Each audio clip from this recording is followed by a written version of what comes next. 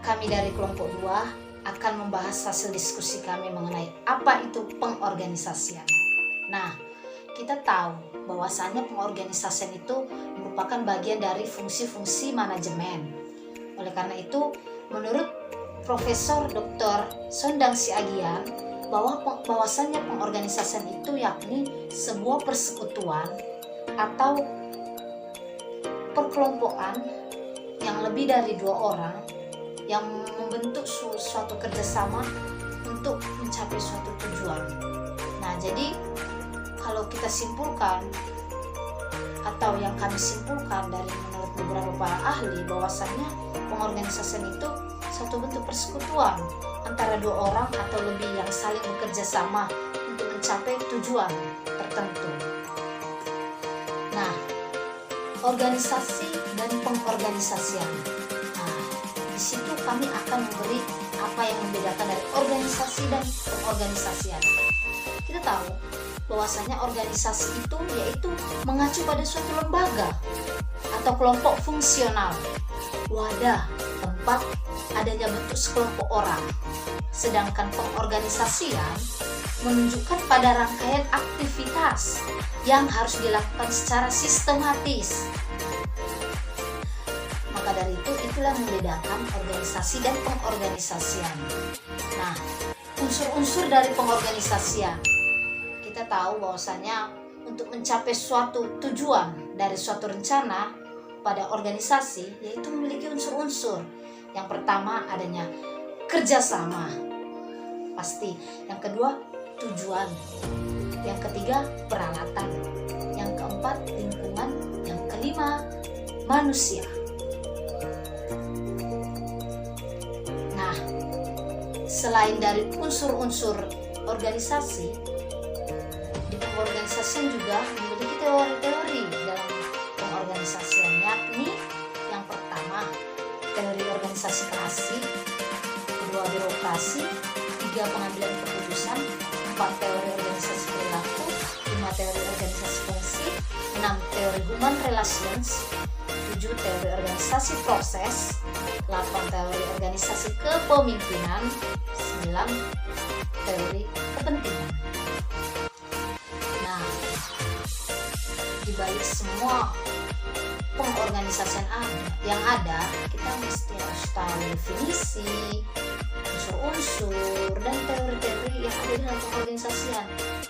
Nah, bukan sampai itu aja. Di pengorganisasian itu ada yang namanya struktur dalam organisasi, yakni ada 6 elemen-elemen struktur organisasi yang berpengaruh. Di antaranya, yang pertama spesialis pekerjaan, kedua departementalisasi, ketiga rantai komando, keempat rentang kendali, kelima sentralisasi dan desentralisasi, 6 formalisasi.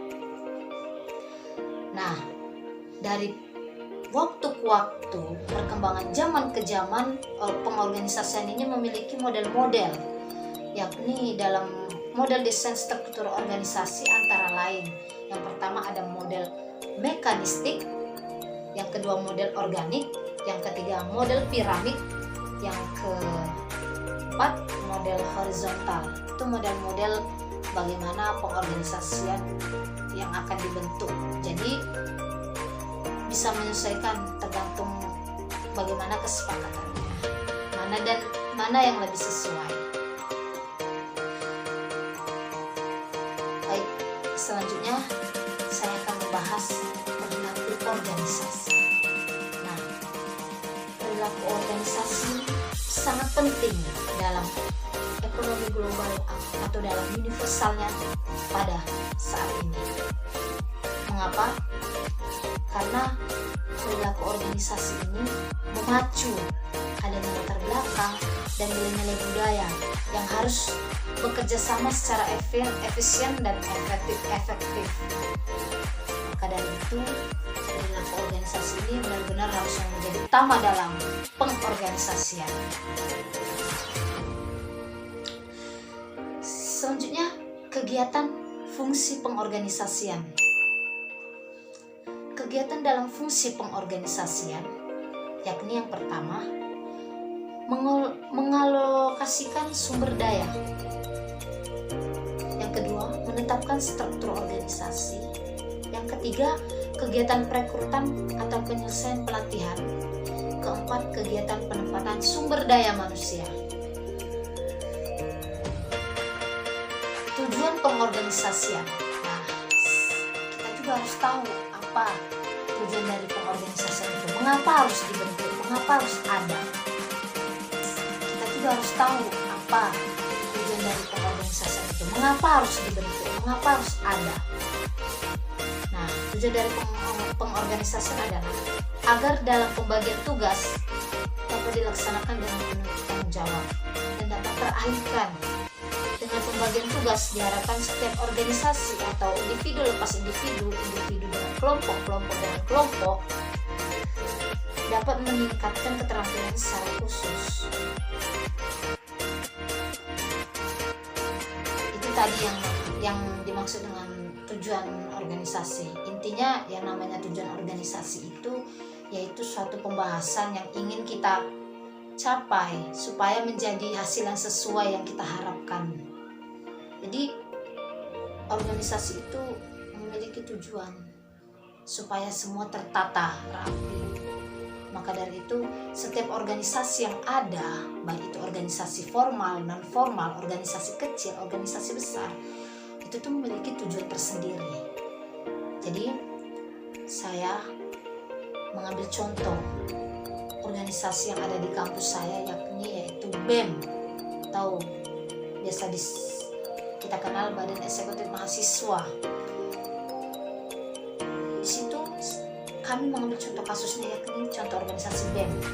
Fungsi dan peran BEM yakni mengesahkan, menetapkan, membimbing, menyusun dan melaksanakan tugas-tugas atau alih fungsi yang ada di kampus sebagai perwakilan mahasiswa. Keenam, atau yang selanjutnya, struktur organisasi BEM. Ada anggota biasa, anggota aktif, kepala departemen, badan pengurus harian. Nah, jadi itu contoh kasus yang kami dapat paparkan dalam sebuah pengorganisasian, yakni organisasi BEM tadi salah satunya. Sebenarnya banyak ya organisasi dalam BEM itu banyak.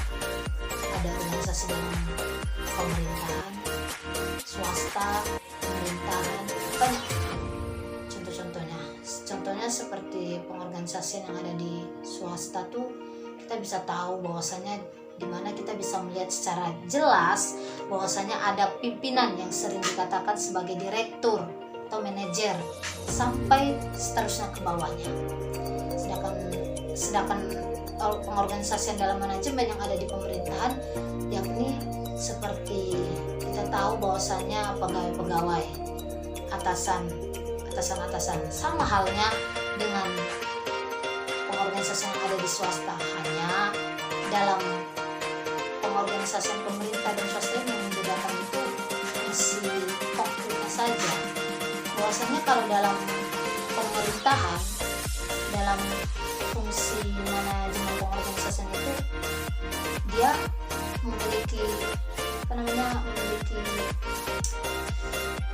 peran yang banyak dan banyak bagian-bagiannya. Sedangkan kalau dalam pengorganisasian fungsi manajemen di pengorganisasian swasta, pengelompokannya itu bisa dihitung atau sudah ditentukan siapa pemimpinnya atau siapa atasannya, atau yang sering kita tahu direktur lah. Nah, itu. Jadi itu hasil pembahasan pengorganisasian yang bisa kami paparkan atau kami deskriptifkan untuk sahabat-sahabati serta ibu dosen kami. Jadi kesimpulan yang bisa saya ambil dari penjelasan saya saat ini yakni bahwasannya pengorganisasian adalah suatu langkah untuk merancang struktur formal atau non-formal, serta menetapkan, menggolongkan, dan mengatur berbagai macam-macam kegiatan, menetapkan tugas, wewenang, dan struktur dalam rangka lainnya, dalam secara efisien dan efektif untuk mencapai suatu tujuan yang telah ditentukan. Nah, itu dia kesimpulannya. Jadi, jika ada perkataan dan perbuatan saya yang salah, mohon dimaafkan, karena saya juga masih sama-sama belajar, dan inilah hasil kami. Semoga sahabat-sahabati serta dosen dan pembaca lainnya bisa memahami, dan semoga apa yang kami paparkan ini menjadi manfaat buat sahabat-sahabati dan dosen serta pembaca lainnya. Lebih dan kurang saya mohon maaf.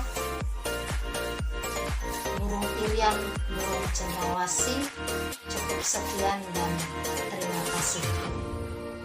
Selamat pagi.